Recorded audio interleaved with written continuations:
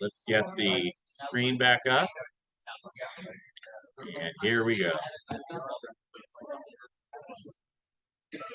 Okay, welcome to the SNARS monthly meeting. And for those of you that might be chatting, so we can hear, thank you. Okay, so Barry K. Success-T, the president, welcome to the 2025 meeting. We're going to start with a slide. Why is this slide not working? There you go. There you go. Okay, so do you want to talk a little bit, Doug, about our year-end money? Here we go. Hey, Doug. Yeah. I asked for everybody to be quiet. Hey, folks, can we quiet down? Thank you. Bob, Bob over there can't hear us, so we got to help him. All right. So what I thought I'd do was going to go in a newsletter, but it got missed. But that's okay. I thought I'd give everybody kind of a look at what goes on money-wise with the club. So we finished the year with just over $28,000. Pretty good shape. Members were very generous this past year, almost $3,000 in member donations. One of those was a nice donation to buy some repeater controllers, so that was very good. And then, during the year, there's a lot going on behind the scenes.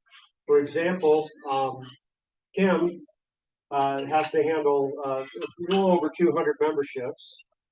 And then I handle about 58 ARRL memberships. So what happens is when you renew or sign up for ARRL through the club, I've got some paperwork to fill out, and usually I wait a week or so that if I get 2 or 3, then I can bundle a check. But if not, I will get all that sent to ARRL.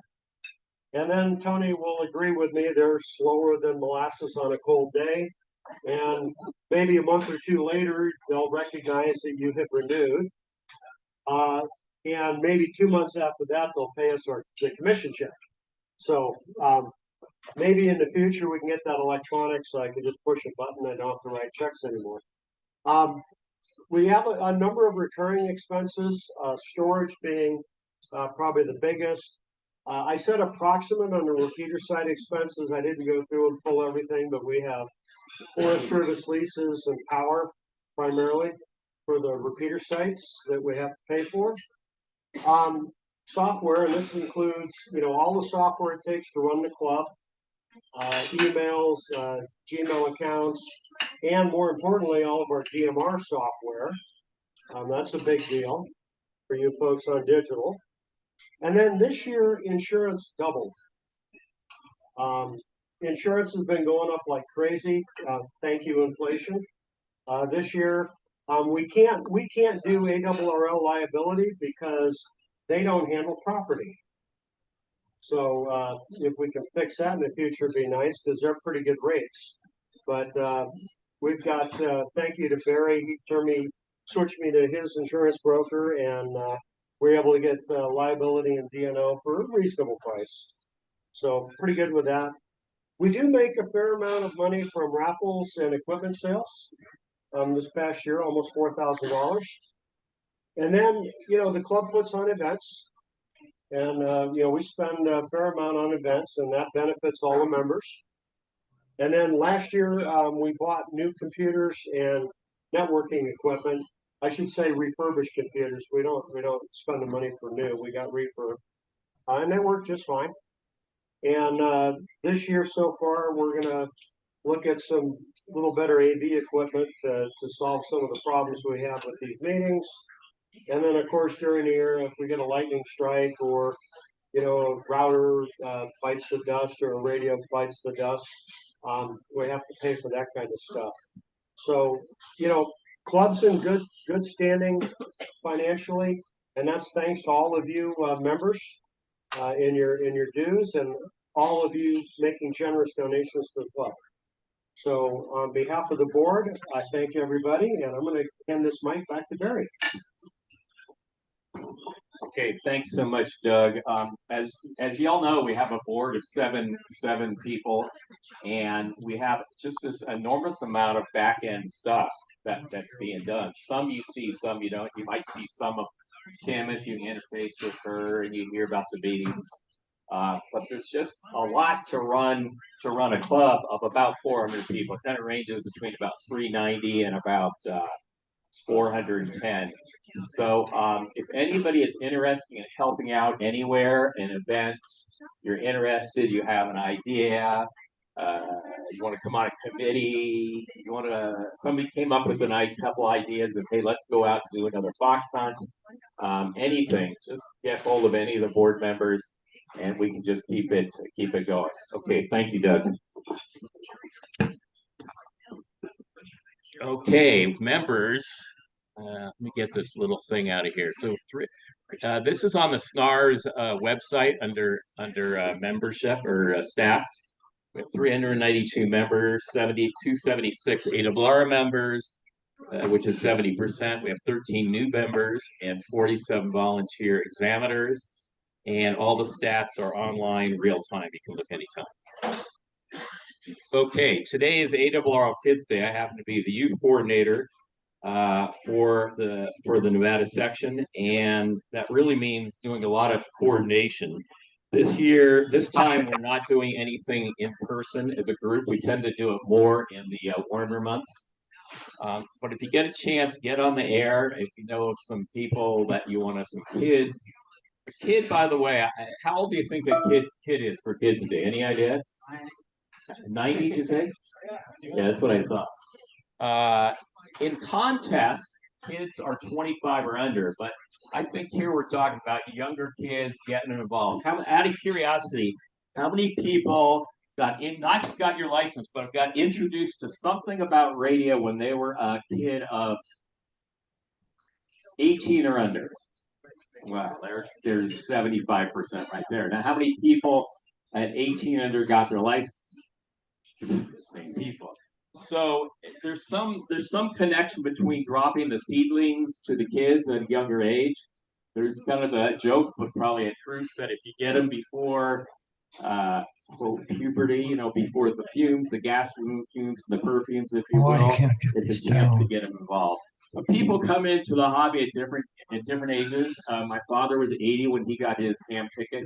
So the idea is to get kids involved. As we know, we're aging. I'm not saying anything about you young folks at all. And it's just important.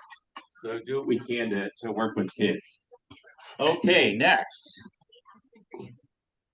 is none other than, today is ARRL Riddy Roundup. They have these different roundups by the ARRL. It starts at 10 a.m. today, and it goes to, what I'll say, up to 4 tomorrow. They say 3:59. It's RTTY, which is radio teletype. It's on the main bands of 80, 40, 20, 15, 10. You'll see this cool little maybe model 28 or an old chunk, which is the old manual ones. Today's people use a computer with some software connected to their radio. So that's a fun one to get on if you're into RTTY. Okay, in a couple of 2 weeks from now, on the weekend of the 18th, is the January VHF contest. People who come from different areas in the U.S. and Canada to work in many grid squares. 6 meters, 2 meters, 220, 440, 900, 1.2, and way above. It's kind of fun to do the January one because if you get a decent day like today and sunny, you can go out, but some people go out in the cold. And they have different types of, you can do indoor, you can do home, you can do outdoor, different things there. So check that out. Okay, Quartz Fest. I'm going to ask Jim at W6US, because he's been to this, to tell us about the upcoming Quartz Fest and his cool shirt. Thanks, Jim. Thank you. Quartz Fest is coming up here in a couple of weeks down in Quartzsite, Arizona. It's a good chance to get out of the cold and get down there and have some fun. It runs for a whole week, and it's horribly expensive, the fee for the whole week is $5. So that's that. They have great drawings every day, lots of good stuff. They're giving out a 705 for the grand prize on the last day, so it's a good one. This year they're selling the T-shirts ahead of time. They're very nice looking T-shirts, and they're in full color, and there's that logo on the back. And you can order them ahead of time and have them ready. Go to the court site. Actually, just Google Quartz Fest, and you'll get to the right location. But, it's a lot of fun. A number of people come down. Last year, one of our members seated to win the Stepper IR theme, and he's kind of happy with that. But anyway, it's a good time and a good place to go. Thank you, Barry. Okay, Jim, just out of curiosity, how many people have been to Quartz Fest? 20% or more. Very good. How many think they might be going this year? Okay, 5. Okay, check it out. Bill. Bill? You're talking to Bill. He's doing a transaction. Okay, there we go. Okay, Winter Field Day. It's coming up the third, what I think is the third weekend, unless I'm off. Maybe it's the fourth weekend in January. Starts at 8 a.m. On Saturday, goes to 2 p.m. Sunday. And the idea is that you could go out into the field. So that's a lot of fun. We'll have it on the website just to let you know Winter Field Day coming up. Okay, we have the 3 great nets. We have the new net Monday through Friday and the SNARS link repeater system. We have the digital net, also known as the tech net, Tuesdays at 8 p.m. on 31328, which is the DMR talk group. Also, it's on the Fusion 14661 box DG28. And the D-Star net on module B, which is 446.625. Okay. We have sponsors. DX Engineering, as you probably most of you know, it's in Summit Racing. And they have great support. We have a ham in the club, and his name is Dan, WB70XP.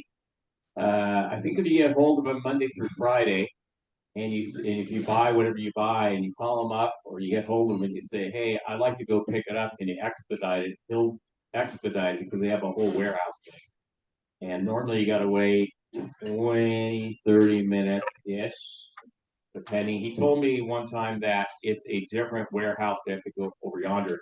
So if you buy something, you get hold of him, you tell him a confirmation code, he'll go have it pulled within an hour. You go pick it up. You have to pick it up the same day. So you can go to dxengineering.com. We have Ham and Hi-Fi here in Reno. It's near the Flag Store, also near Chameleon. They are primarily not a storefront, although sometimes they open it. And you can look at a lot of cool used gear on eBay. And then Chameleon Antenna is also in Sparks.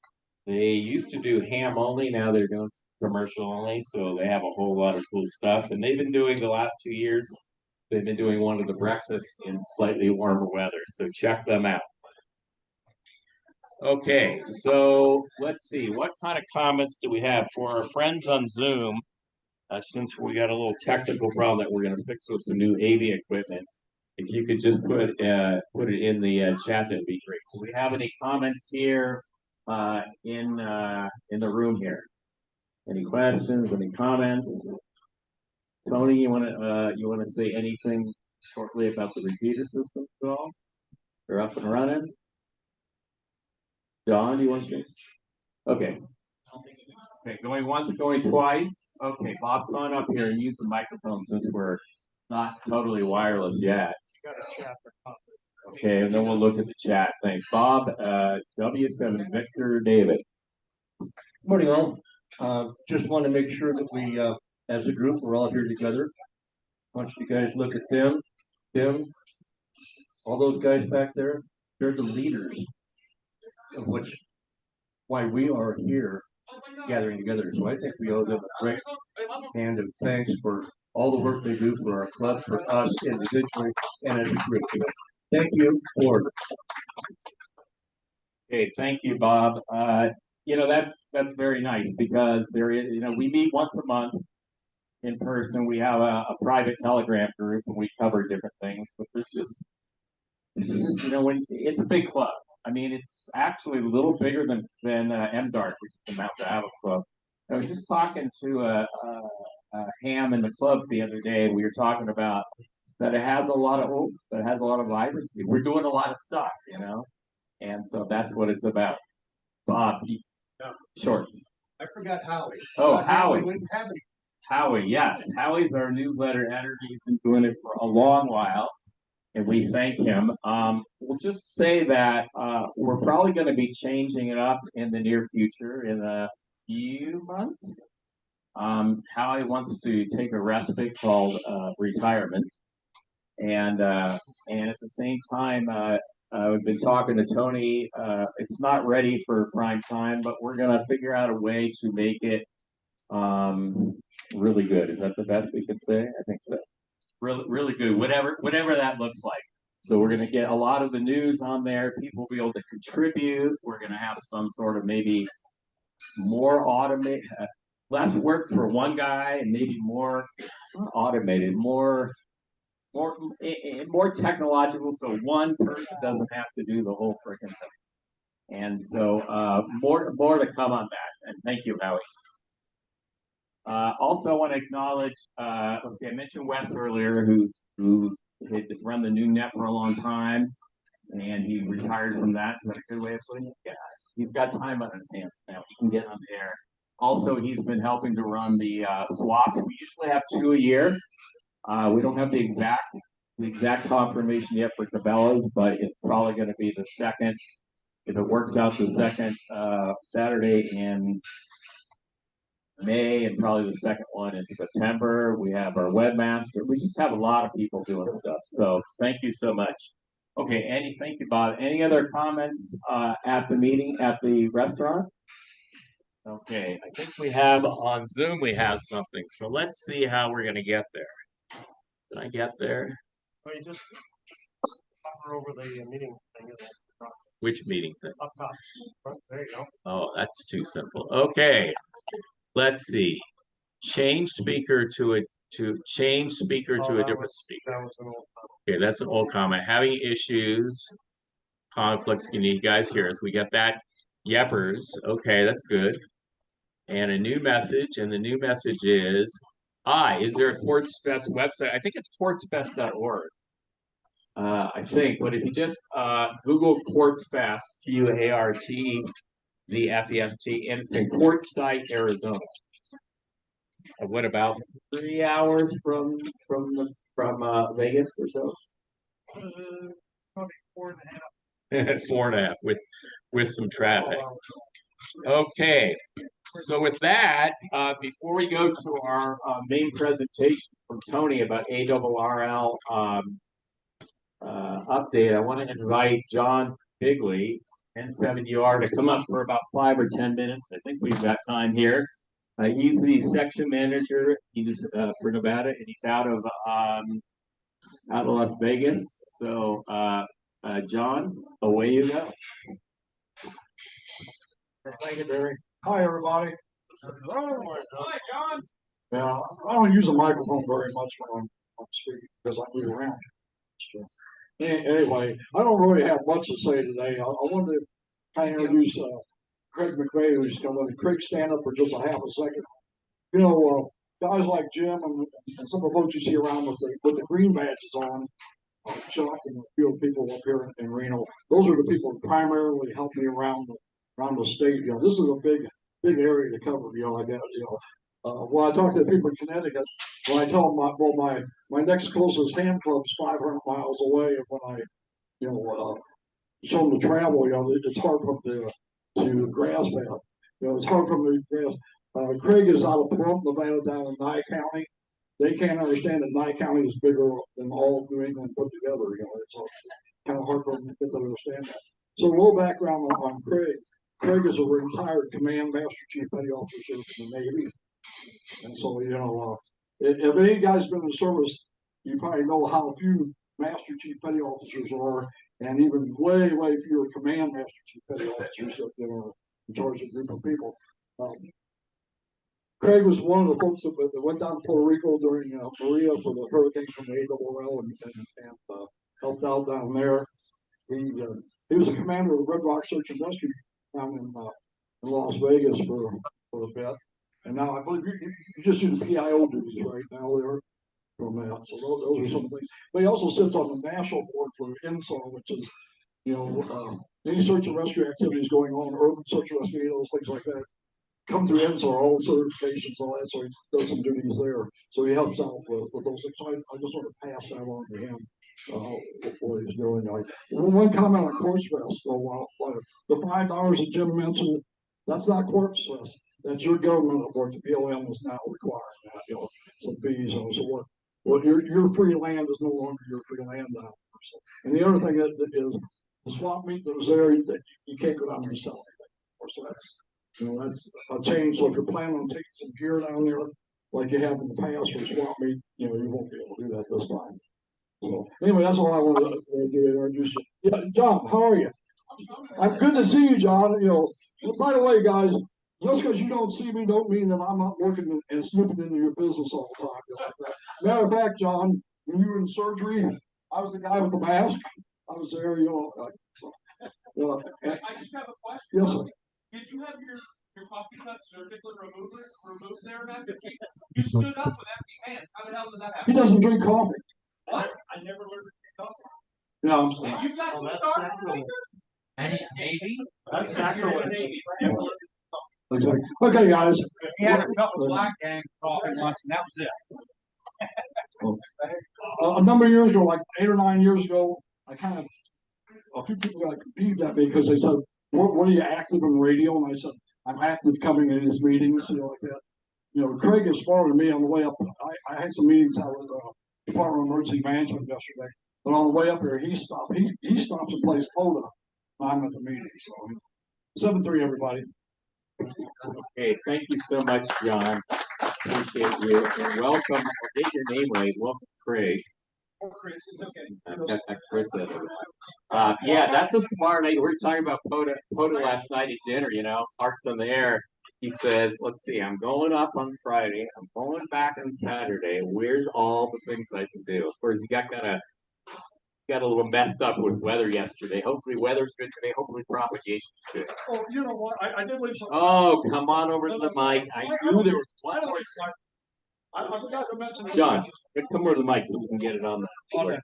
I forgot to mention his wife Lorna, who is also a hand as a retired sergeant in the U.S. Air Force. Well, actually, she might be a lieutenant general, maybe a major general, or a major general, lieutenant general, because she already somewhere around the lot. So She is in our household. yeah, like and she's currently out hiking Death Valley right now. I think you're saying his wife is a higher rank. Exactly. Always. Always. Okay. Feel free to talk with John and the gang. Before we bring Tony up, we're going to talk about ARRL updates. Like I mentioned, you and another school cruise, ask them about it after. Also, want to invite anybody that wants to. Tony's going to be doing a presentation or a talk, if you will, at 10 a.m. What, an hour and a half, hour and something from now, over at the regional EOC, 5195 Spectrum Boulevard. What is he talking about? The thing you've been asking for, digital votes. Will be D-Star, a little bit of Fusion in DMR. We're going to do our best to record it for those that can't be there. So you're welcome to come to that. Okay, next is Tony, W7XM, and he is the, what are you, Tony? The director of the Pacific Division. So let's give a round of applause for Tony. All right. Good morning. So I'm just going to give a couple of quick updates what's going on with ARRL. If you have some questions, let me know. That's really kind of what I'm here for. If you guys have any questions on all different things that you see, hearing about what's going on in the league, and some of the things that we're getting into. So every year, our main January board meeting we get together as a board. So myself is one of 15 directors from across, the country. So my division that I serve with you guys is the Pacific Division, which takes care of Nevada, California, at least the northern portion of California, Hawaii, Guam, the Pacific Islands, basically. So it's a large territory. Oh, so your trip you wrote off? No. Australia wasn't part of that territory, unfortunately. So some of the things that does happen at the board meetings, just like with our SNARS board meetings, is that, we have proposals, things that come up, change or add to, or, look at new initiatives. This one's going to be a lot of bylaw changes. If you guys have been following along with all the different things that you've probably seen on social media, things like that, there's a lot of information out there. So right now we have about, 4 or 5 different bylaw changes that we're looking at doing. And some of this is really just to kind of clarify some of the business that we've been doing behind the scenes, so to speak. There's a lot of call for transparency and additional information so members can see this, up front. So a lot of these are pretty much based out of that. A lot of our operational type things that we do, some of that we have that are just not written down, are now being written down. We're utilizing the bylaws to kind of document that in some sense.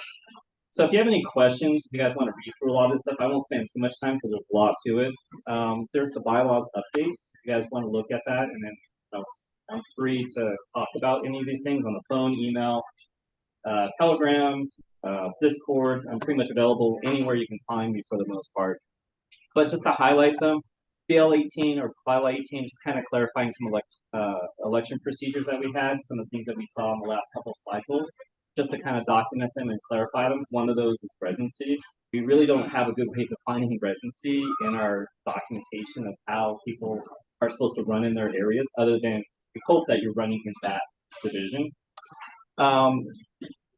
Some odds and ends, like on BL 20, is removing a requirement to have somebody from the elections and ethics committee to actually be there to look at the ballots. For now, we're doing electronic, so there's no purpose for someone to actually fly to our, the office that's actually counting these, so we can see them electronically anyways.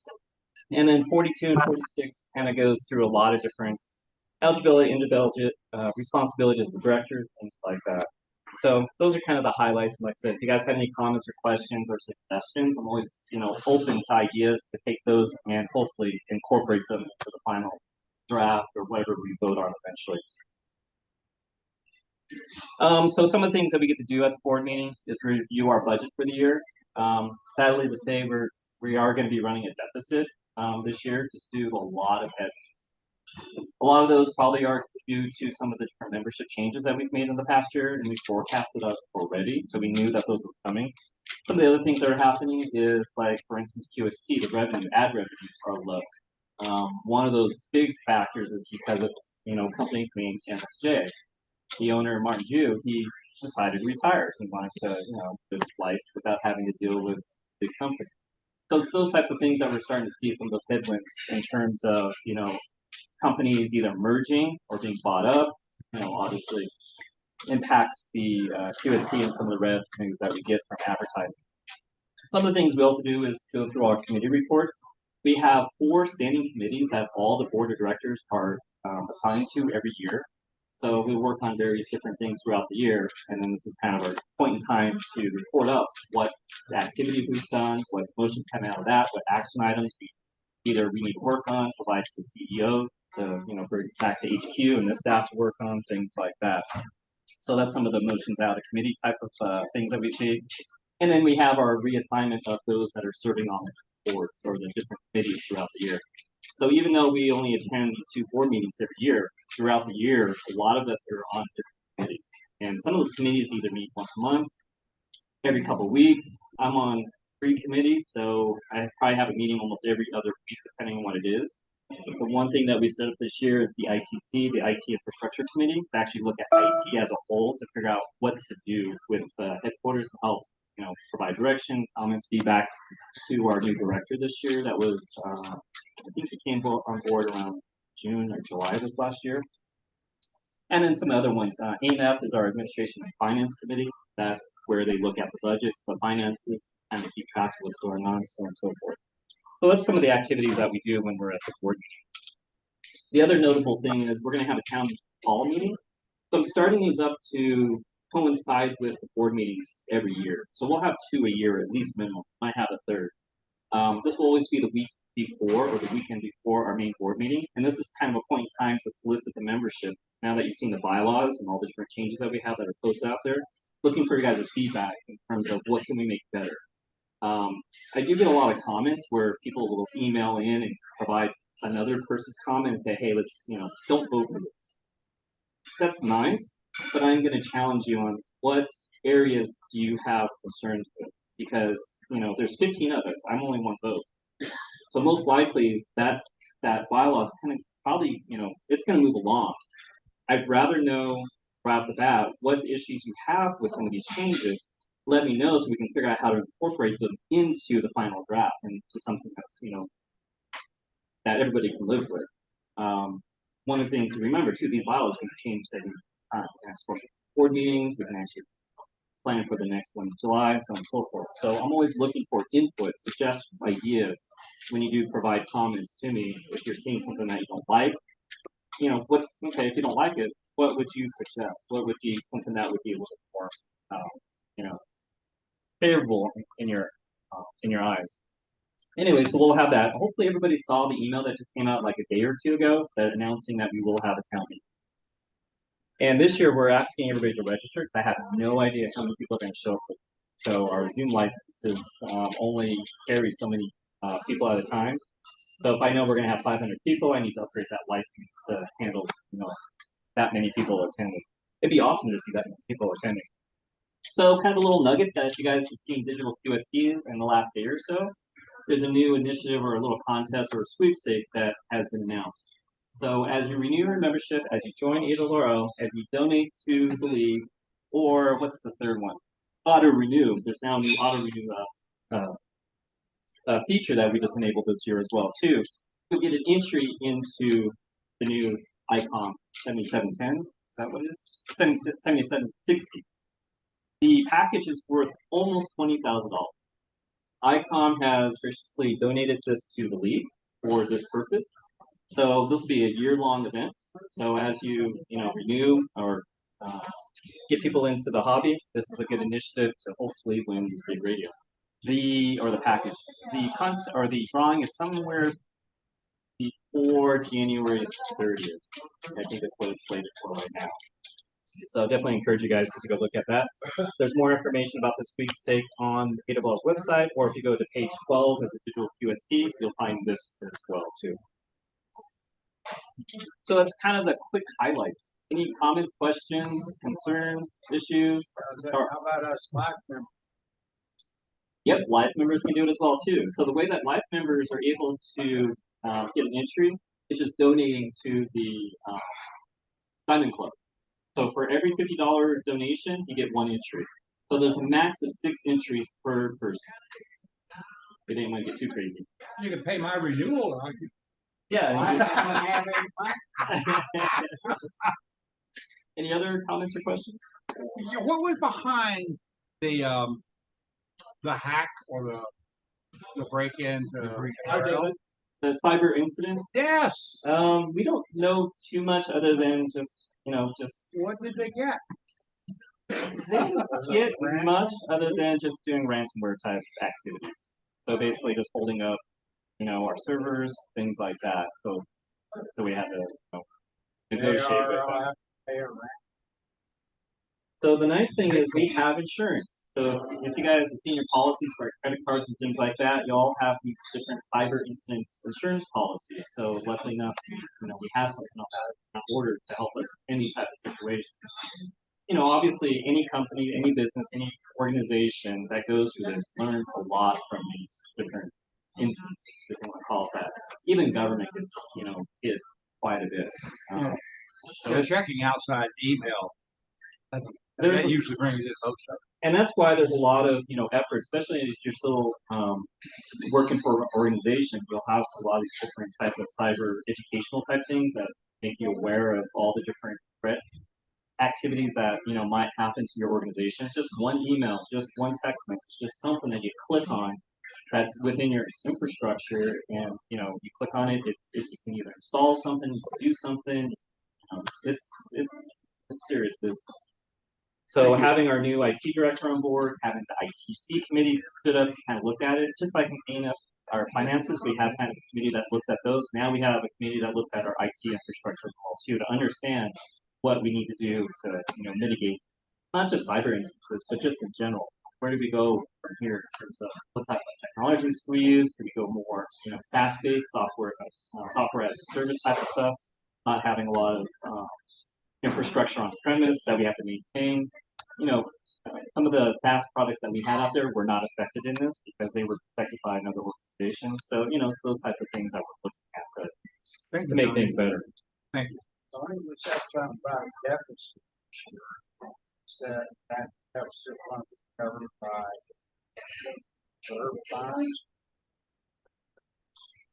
Yeah, the question is, you know, what do we do when we have a deficit? So usually it's covered out of reserve funds or any other things that we need to do throughout the year. If forecast is better than normal, then obviously it kind of wipes that out. So we're hoping that things like this and other activities that are coming up this year will help kind of alleviate that. Some of the trust fund or our investments, hopefully they, you know, do really well this year as well, help, you know, alleviate that. So there's a lot. So even though we're budgeting, you know, a deficit, you know, as we kind of get throughout the year, we'll hopefully get smaller and smaller. So, two questions. Number one, has Walk of the World truly been completely restored? I know that they processed a bunch of stuff and that they were working on a backlog, but you know, the grumblings are, is LOTW truly restored now or no? The core function of LOTW is restored. So the pieces that are not, that are kind of taking a little bit of time, are the awards portion of that. DXCC, I believe, is now back online, so they're now in the backlog with that. So that's the big one right now that we're going through. I'm trying to think if there's any other portions of that, but Logbook itself is functional. It's just those external pieces that, you know, the DXCC contests, things What like about that. the security certificate to go with it? The certificate should be just fine. Are you having any issues with? I had to install on a new computer and it's not recognizing it. Just call headquarters and they'll help you out with that. So they're pretty good with, you know, those types of things. Anytime you move to a new computer, if you didn't back up that last certificate or something got corrupted or whatever, and I do that as well too when I move computers. So I try to save that and hopefully it works, and then usually I'm getting another one issued. It's usually what happens. So I have that same problem. Hopefully in the future we're looking at ways to kind of kill that method, maybe do more of a web-based type method to allow you to verify who you are. So that's kind of work in progress. And that's the other committee I'm part of, is LOTW, called kind of a maintenance support committee that we look at things like that. And that's one of those things that keeps on coming up. How do we deal with that to make it easier for the user? Yeah, so what I had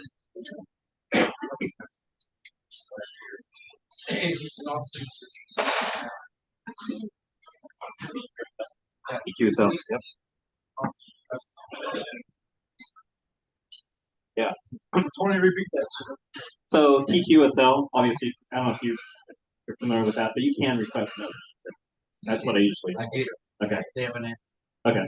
Yeah, just reach out to HQ and just say, hey, where's the status of it? I have a question, and that is, I know SNARS, that's the club, but what is ARRL? It just means, so the Special Service Club designation just means you're doing things above and beyond just your standard affiliated club. So you're doing, you know, you're supporting the DE teams, you're doing educational activities, you're going above and beyond what it is. And it's just a recognition that you're doing those things from the ARRL. You have to remember, we recertify that. It's an affiliate club, will let you run for a while. Yeah. You have to let them know if you still continue. So the SSC, you have to renew every 2 years. So I'll have to look to see as far as it's been. Jim will do that. Yeah, take a look at it and see it.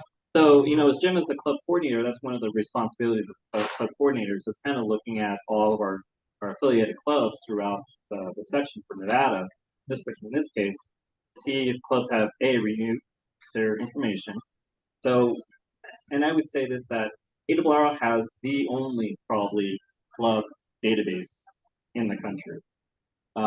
So if you're looking for a club in your area, that's the only one that really exists throughout the United States, other than just doing a basic Google search, and hopefully that club's still existing. So one of those things that we ask for the clubs every year is to recertify their information. So what's their meeting location, what's their website, what's their contact information, and also how big is that club?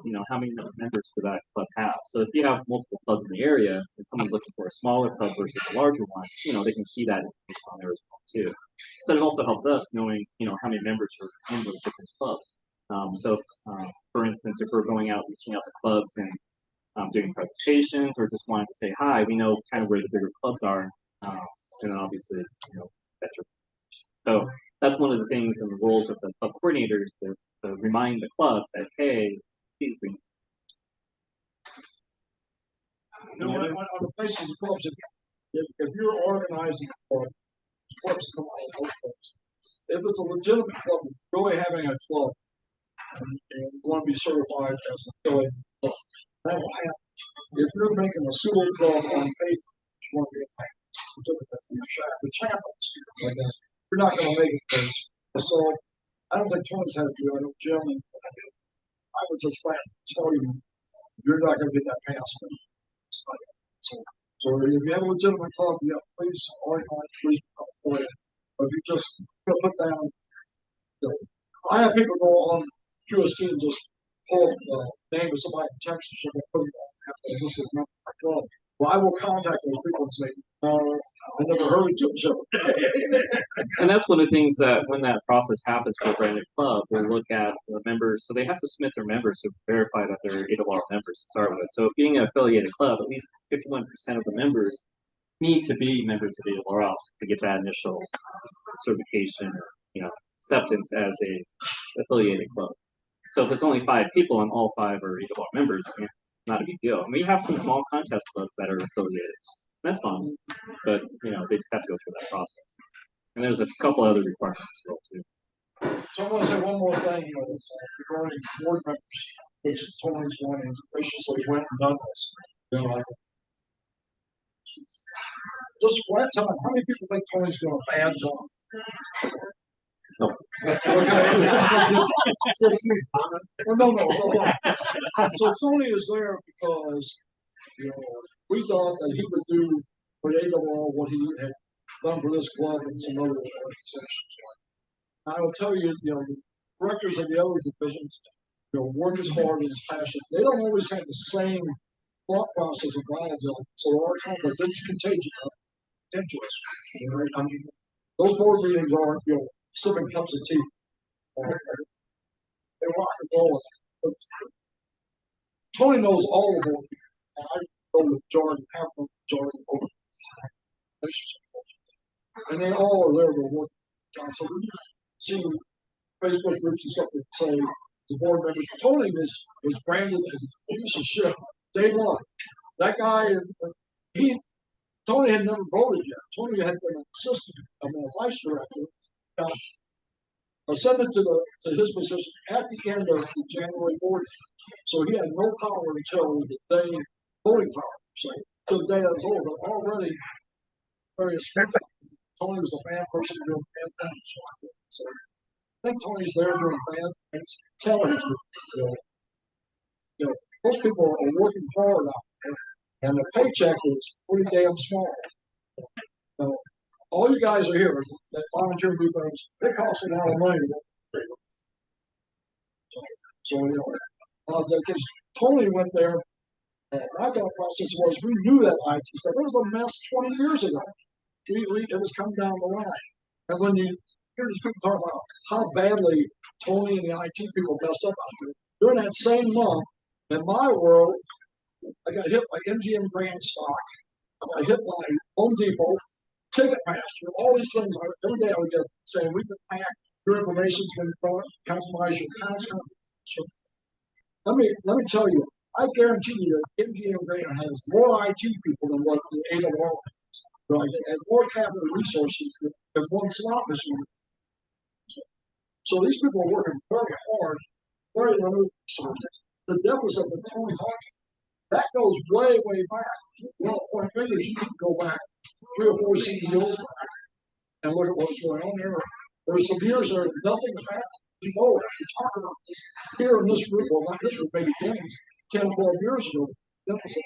So they've done a really good job of, holding an organization that has a declining. They're not declining because people are walking away to hate me. Well, do the statistics on the top mentality in our age group, it's about 6%. About 6% was dropped in. Every time I come to this meeting, every time there's somebody not present in this room because they passed away. The people who volunteer, vice president. That happens. So if we have a 3%, 3.5% decline in membership in the ARRL rate, 6% of us are dying. I think they're doing a damn good job of staying the course of holding. And I think that's one of the headwinds that we're also seeing, I was mentioning earlier, is the age out. The age out is starting to climb and it's actually starting to rapidly accelerate.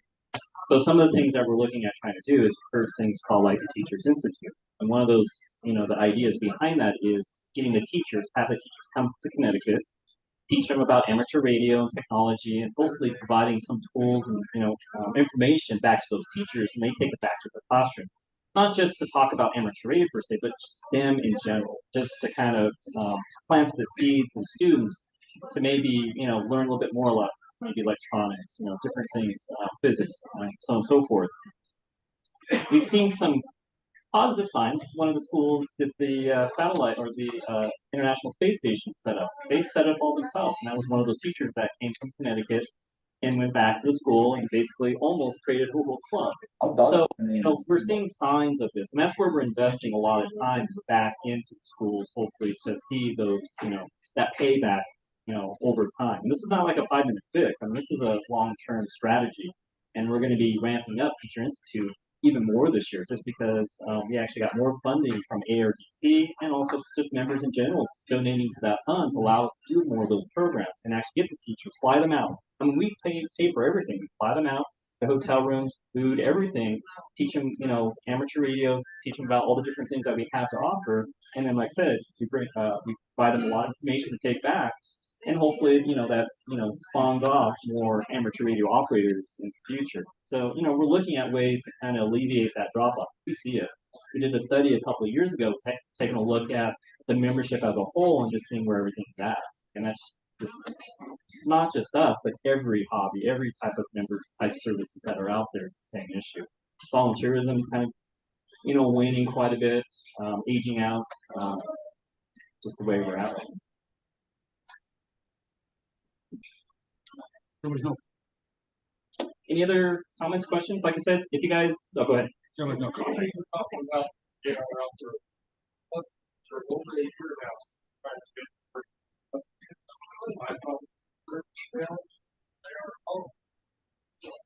now. So get with Jim, because he can probably help out with. Yeah. So get with Jim. He'll show you how to do it online. Okay. So you actually do it through the portal, and you can actually update all that information. Yeah, just give it to Jim, and he'll probably help out with that because he has access to be able to go through and help assist with that. I could do it as well too, but since he's the club coordinator, it's his job. I designate that too. By the way, SNARS, of course, that information, but if you're other clubs something and things are going on, get that information, Jim. Jim's well about putting out is it quarterly or doing a newsletter or monthly? It's a hell of a newsletter too. Yeah, it just has so much content going. Tries to give you information what's going on. All coaches and the other tool that exists out there today, and if you have something, we actually have a club roundup that's in QST, and we also have the monthly newsletter that comes from ARRL as well too. So if you have information that you think is beneficial to other clubs across the country, those two platforms are really meant for that. So that way it allows other clubs to see what we're doing or what you're doing, or see what that club's doing. One of the things that we're trying to focus on, at least that's been my platform, is how do we enable clubs? How do we provide more support resources to clubs? Because we do see the clubs as the vital piece for amateur radio in general, on top of also the feeder to those wanting to support the ARRL and all the efforts that we do. So, that's one of the things we're looking at. And that's why these were restarted back up, to provide that channel, that conduit back to other clubs to have that information. So definitely encourage, even members, if you have something that you think from a club perspective that could be great and beneficial to other clubs, submit it. So all the information is online, QST. Can't remember which page it is. It's always changing, but just look in QST or look on the website. If you guys are not receiving that, if you go through your profile, you can sign up for all these different newsletters that ARRL sends out. That's the other resource that we have. We have so much information that gets sent out from our email, little newsletters on a regular basis. ARRL letter, club newsletter, all these different things. We have a lot of resources that we provide back to the members. So definitely take a look in your profile and see all the different newsletters you subscribe to. There's a lot of information out there. I'd like to give a little shout out to Robert. He did send me a very nice update on activities of the Carson Club. Maybe we'll get it next month's meeting. Thank you. Yes. So, we talked later, I was actually calling you yesterday and I was at DM yesterday, he said, oh, I was gonna be at, SNARS gonna call, so Any other comments, questions? yeah, well, I wanna go back, with the Teachers Institute, a lot of people are like, well, why should I be in the ARRL, why should I, it doesn't benefit, it benefits you, you got a license, it benefits. 60-some years ago, when I was a kid, the exact same words were being said. I discussed with some of you guys last night. Amateur radio is dying, there's more young people. 60 years, we've had 60 years to fix this problem. The biggest game we have is, I don't know why people are familiar with Steve Goodman. Steve is our education bill. And so Steve is a retired teacher, come out of the educational field, his whole family. Steve is going out outreach to teachers' conventions and spending time with teachers at the convention. That costs a lot of money for that family. He's probably out there a dozen times or more a year, different places. By the time you go in rent food space, you pay hotel expenses, that's all designed to keep amateur radio going on. And somebody's finding a lot of it's done through donation. That's part of what happens. If you love this, like most of us, you want to be here together. And you want to see what's going on. That's why it's important to support these these guys are volunteering around here. They got a lot more in than use. So there's a lot of hidden expenses. If there was a handfest someplace, every handfest wants to see 3 or 4 or 5 people from the ARRL show up. It's pretty good. Any other comments, questions? You can get a hold of me on Telegram if you guys have Telegram. Email, just my call sign w7xm@arrl.org or w7xm@snars.org. You'll find me that way. For those of you who don't know, I am also on the board of directors for SNARS as your secretary for the next 2 years. Yeah, I think we just looked at it, sure. And I also serve on a board down in Las Vegas for the HXO, which is the Las Vegas Repeaters Association, and then what is my other little part-time duties? I deal with a lot of the digital network stuff, so I'm also the administrator for the Grandmeister team for USA, so we do a lot of that stuff. I think I help out with Repeater Book every once in a while on that one, so I'm all over the place. But if you have any questions, concerns, comments, like I said, feel free to reach out to me. So if you see something on social media, somebody saying something that you're like, what the heck is that? Just let's have a chat. And like I said, I'm always looking for feedback, information, ideas to take back and, hopefully alleviate some of these issues that we see. If you took a month off and did a circle around Australia, how the hell did you get time to all that crap? I had internet. It's called Sterling. So you just had a vacation. He was I had a lot of C days. Let's put it that way. A lot of C days, a lot of downtime to, check emails every once in a while. You should have like 5 minutes or so before the next advance on the show. Thanks. All right, cool. Thank you guys. Well, I mentioned those groups about things not getting done. So in April, when I came up to visit folks, when I come to visit you, I'm not just visiting you, I'm visiting Carol, Bill, various places. So I came up, we did this meeting with Aries, I met with Russell County Emergency people, met with DEM people, Gardnerville, also met some handful with Oldfield, and Osa. So on the trip was around a 12-hour trip. And I got on an airplane flew to Orlando because I'm on vacation. By the way, vacation is the second largest vacation. Next one. I went down there. Oh, actually, I went to Sparks. I forgot one of the Sparks. I took down the antennas on Simon. Next day, this guy closed it. So the section manager don't do anything. This is the guy in the I called the three of you guys and said, do you guys know this guy? And I actually drew a little map of how the guy was out 6 blocks away from Simon. It's like, well, why am I coming 500 miles to take them? So these guys that carry these badges aren't working. Yeah, let's do a round of applause for Tony and John and the whole gang. I could blow my mouth. I'm not the direction. I don't have them straight.